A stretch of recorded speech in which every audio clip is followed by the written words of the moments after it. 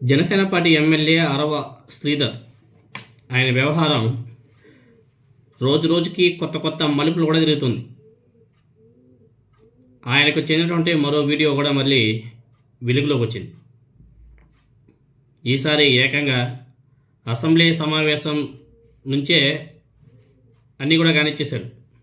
అక్కడి నుంచే video calls,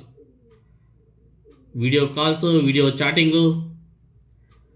దరిద్రం ఏమంటే అసెంబ్లీ సమావేశాలు జరుగుతున్నప్పుడు కూడా మహిళతో వీడియో చాటింగ్ చేస్తున్నటువంటి వ్యవహారం ఇప్పుడు తాజాగా బయటపడింది. ఆ వీడియో సోషల్ మీడియాలో బీభత్సంగా వైరల్ అవుతుంది. దాని మీద వైసీపీ వాళ్ళు బీభత్సంగా కౌంటర్లు ఇస్తున్నారు, మామూలు కూడా కాదు.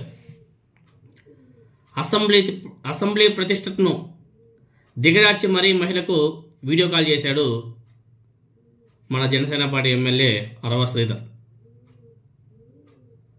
అసెంబ్లీ ప్రాంగణం నుంచే మహిళకు వీడియో కాల్ చేసి అసభ్యంగా ప్రవర్తించాడు. ఆ వీడియో చూడండి మీరందరూ కూడా ఒకసారి.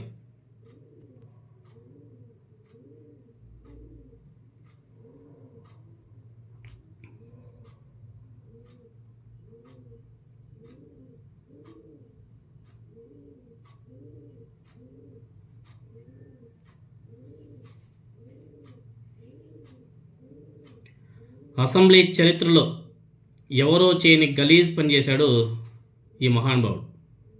అసెంబ్లీ ఔన్నత్వాన్ని దెబ్బతీసేలా వీడియో కాల్ చేయడం ఇప్పుడు రాష్ట్ర వ్యాప్తంగా అందరూ కూడా విమర్శిస్తున్నారు. విమర్శలు ఎక్కువయ్యాయి, కానీ జనసేన పార్టీ తెలుగుదేశం పార్టీ మాత్రం సపోర్ట్ చేస్తుంది. అదేం రోగం మనకైతే అర్థం కావడం. అరే అడ్డంగా దొరికిపోయాడు, దొరికిన తర్వాత కూడా ఒక వ్యక్తిని ఆ విధంగా వెనకేసి రావడం ఎంతవరకు సమంజసమో ఒకసారి ఆలోచన చేసుకోవాలి. అలాంటివి ఏమి చేయకుండా ఇంకా వెనకేసుకొచ్చే ప్రయత్నాలు చేస్తున్నారు. ఇప్పటికే సస్పెండ్ చేయలే, ఇప్పటికే అతని మీద కేసులు కట్టలే.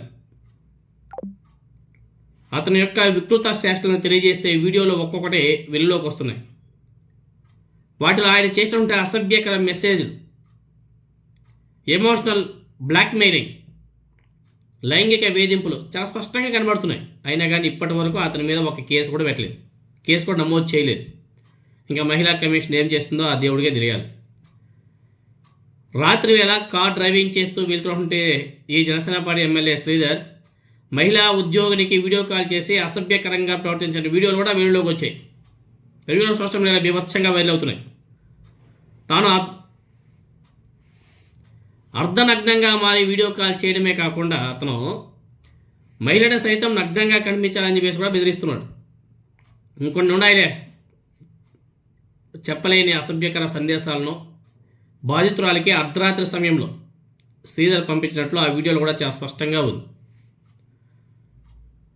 తననే కాకుండా కనిపించిన ప్రతి మహిళను వక్ర బుద్ధితోనే చూస్తాడని చెప్పేసి ఆ బాధిత మహిళ నిన్న కూడా ఒక వీడియో చేసిందమ్మ, చాలా స్పష్టంగా చెప్పింది.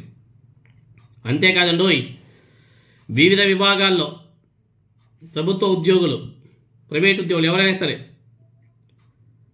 మహిళా ఉద్యోగులు ఎవరైనా సరే అతని దగ్గరికి వస్తే, సమస్యలు చెప్పుకోవడానికి వస్తే, మహిళలను, స్నేహితులు, బంధువుల భార్యలను కూడా కామంతోనే చూసేవాడంట.